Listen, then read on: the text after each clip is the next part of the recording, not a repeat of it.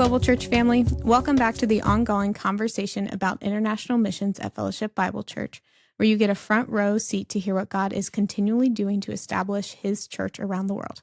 My name is Emma Kate, and I'm your host for today, and we are joined by Scott McManigle and Jim Poole to talk about their recent trip to Ecuador. So welcome back. You guys have only been back a couple days, so... Yep, 24 hours. 24 hours. Yeah. Wow. Yeah. Wow. So, right. Yeah. So it's all fresh. So you remember everything. That's and right. Talk about Yeah. it. So that's good.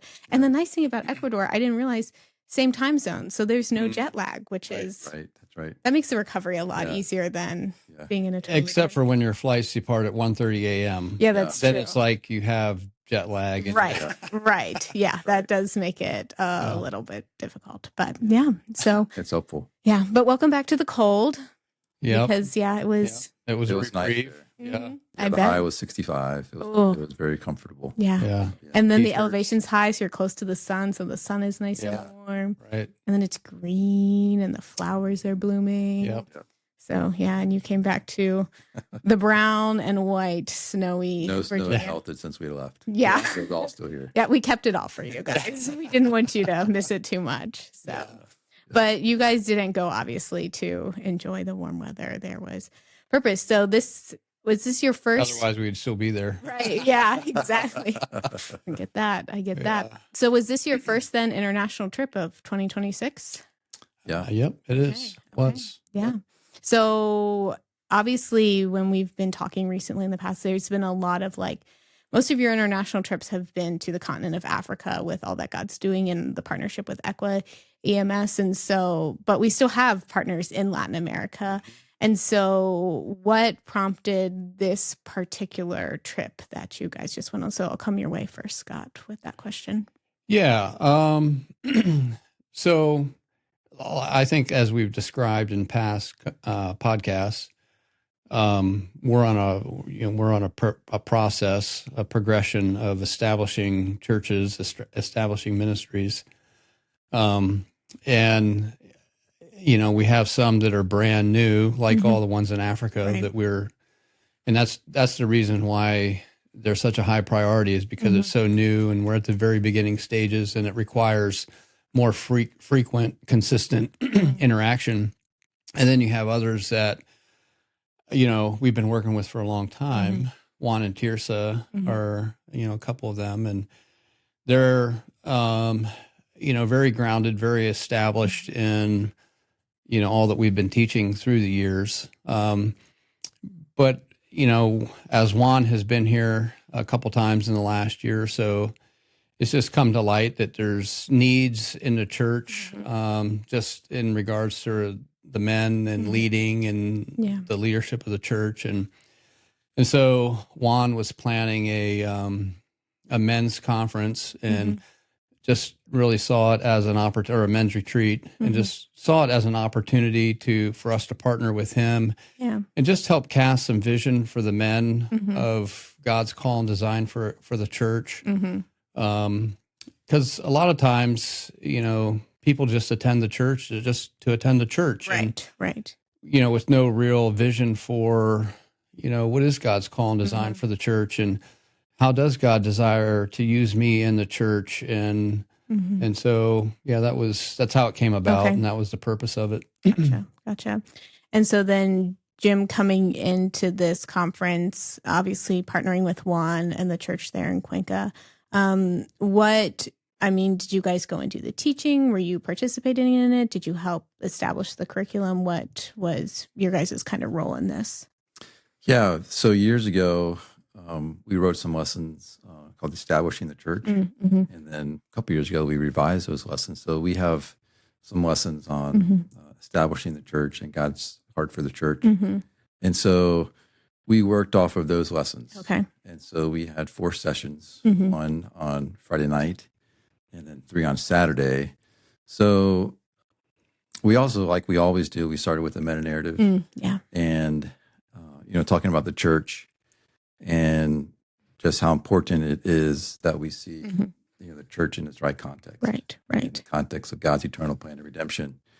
And the church is in the results. So the church is living in the results that Jesus fulfilled the eternal plan of redemption. And so we began there on Friday night because that's just really important. That the church is there because of what God has already done. And so we laid that foundation on Friday night. And then Saturday, we talked about just the purpose of the church, what the church would look like, and then we talked about how important discipleship is, in the church. But then not only just discipleship, but the content of discipleship and how important the right content is. Yes. So we spent some time talking about that and teaching about the finished work of Christ, some of what is true of us spiritually because we're in Christ. So the right content. And then we finished up on Saturday early afternoon with the corporate identity of the church and the individual believers, the importance of the individual believers' identity, which helps them understand and fulfill their role in the corporate identity of the church, in a body, the body of Christ, and how each individual member is so important for the body.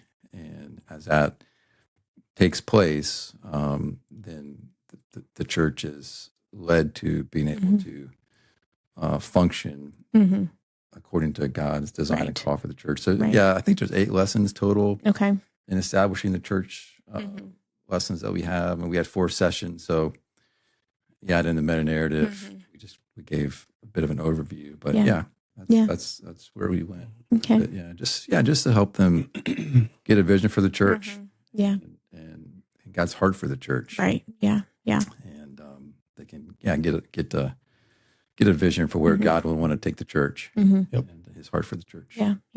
And what was the response then to this teaching as you were interacting with the men, like during breaks and after the sessions? Like what did you hear from them?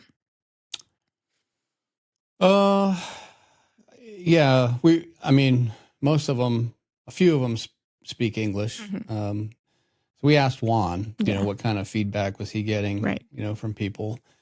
And I think in general, it was positive. They were encouraged. Some of them said that they need to do this kind of thing more often. As far as being up front and just viewing and just, seeing countenances and that kind of thing, I guess I would have said, I'm not sure. I'm not sure of the impact. Sometimes people are very vocal and, and exactly what they're getting and all like that. And they really weren't. This time we were kind of just laying out in general the principles that are true of every church. On the way back, Jim and I were talking that we really need to have a follow-up visit where we get together with all the men again and, these are the principles that are true of every church and are important. And then we begin to help them apply it to their direct context, their direct church. And, for them to, apply the principles and take some ownership and that kind of thing. So that's where we're hoping to go next. But I think the way I would answer that is in general, I think it was positive. I think it was encouraging. I don't know. I guess I wouldn't say it was, earth-shattering or eye-opening. At least that we've heard from anybody. I think that we cast a vision that might not have been there before, possibly, because we spoke to one gentleman and this gentleman was a college teacher. He taught in college. Well, have you ever thought about doing any teaching in the church?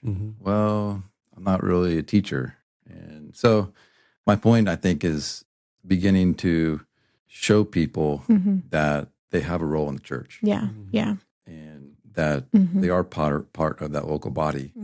That each part of the local body, God's intent is for it to contribute. Here's a guy that's a teacher, but doesn't view himself as a potential teacher in the church. Yeah. So I think it was just helping to cast some vision. Yeah. Hey, God does want to use me in the church. And so I asked another gentleman, like, how do you think the church is going? And just to have those conversations with folks and just to make them think about the local church. How is church going? And what might God want to do through me in the local church? I think. So it might have, not that it was new information, but it might have been things they were thinking about, things that they might not have thought about previously. Yeah. The college professor, I was asking him about that, and he said, well, I don't like speaking in front of a bunch of people. And I said, wait a minute, aren't you a college professor? He laughed. Yeah. That's right. It's an interesting job if you don't like talking in front of people. Right. Yeah. Yeah.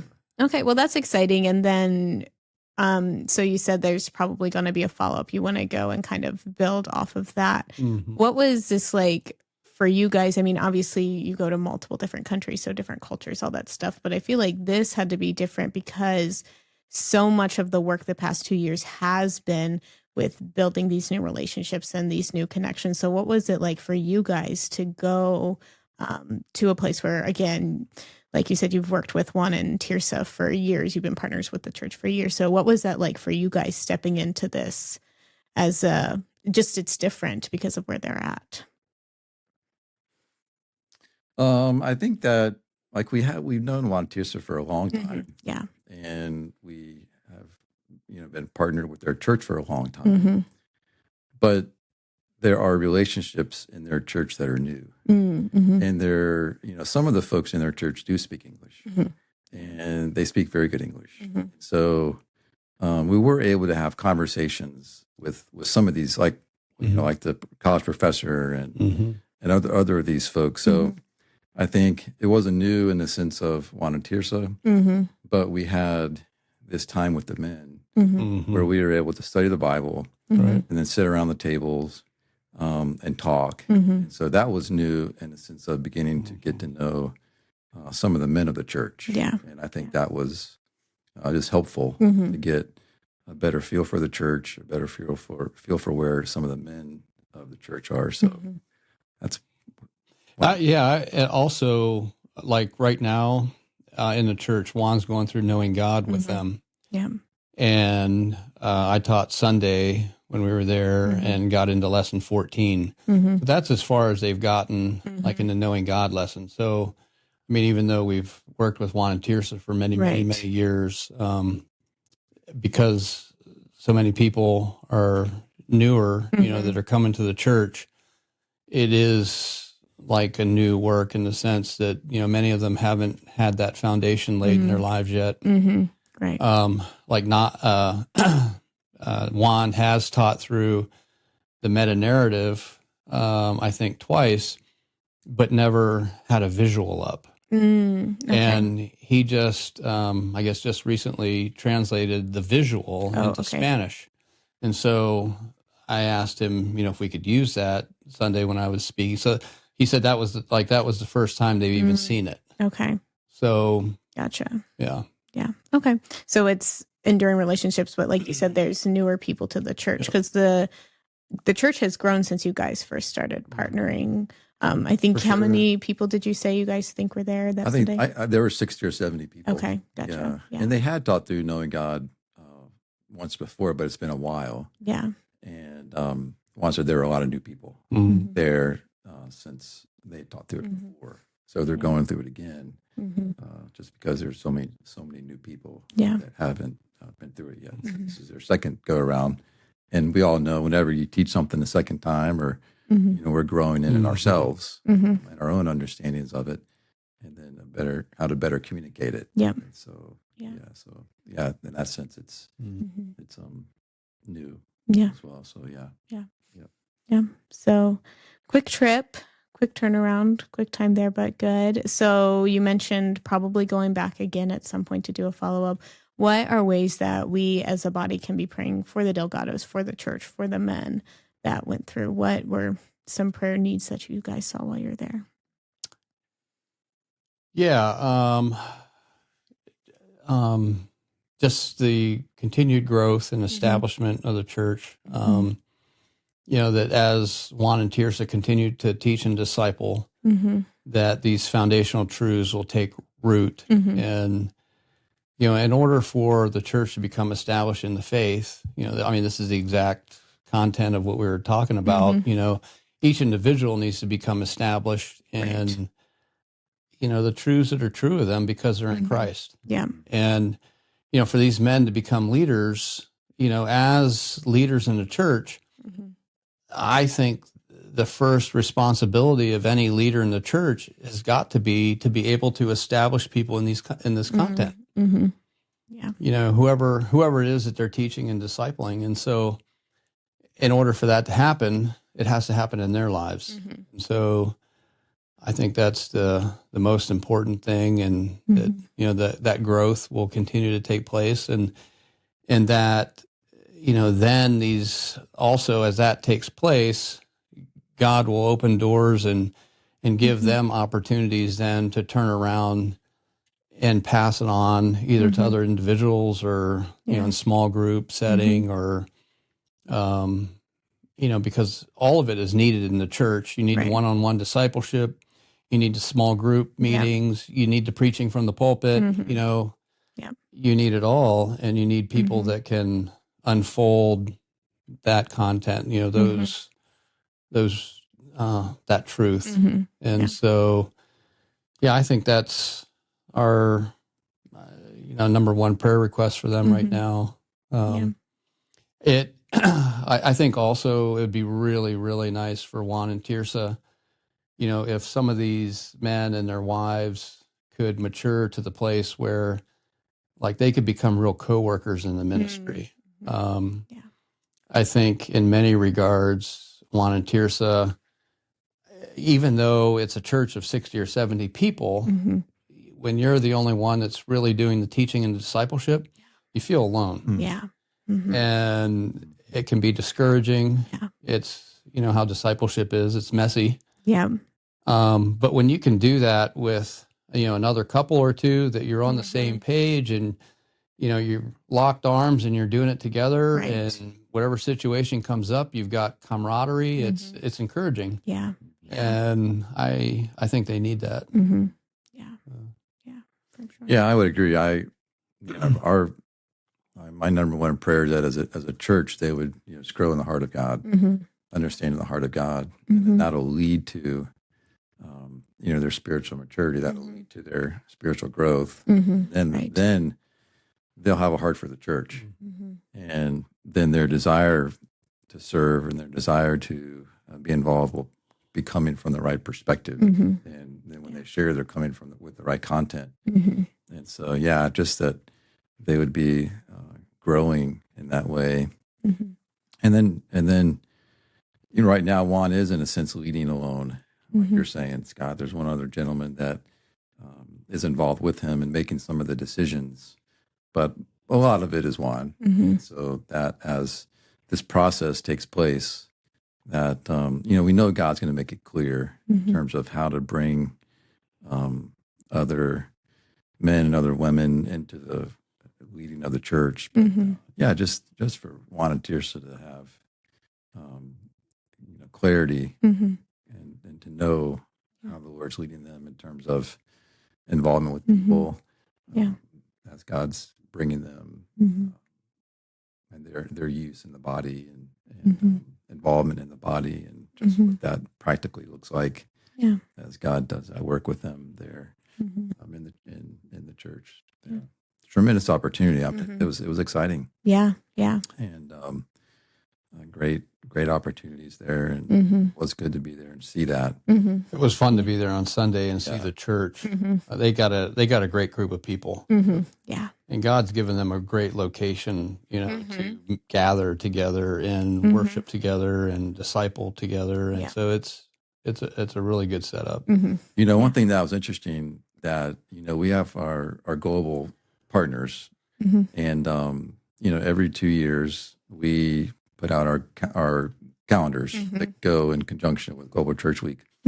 Well, they are very missions minded for, this church in Cuenca, Ecuador. Yep. And so they highlight a missionary. They highlight a global partner each month, just like we do here. Yeah. Yeah. And so like we were there on Sunday, and so here they are talking about Pakistan. They had Pakistan up on the screen about Daniel and his family and Peter and the work in Pakistan and talking about Pakistan Christians. And so I thought that was super cool. It was really good. I took a picture of that. I sent it to Daniel in Pakistan. I said, hey, this is our global family at work here. And so that was like to be there.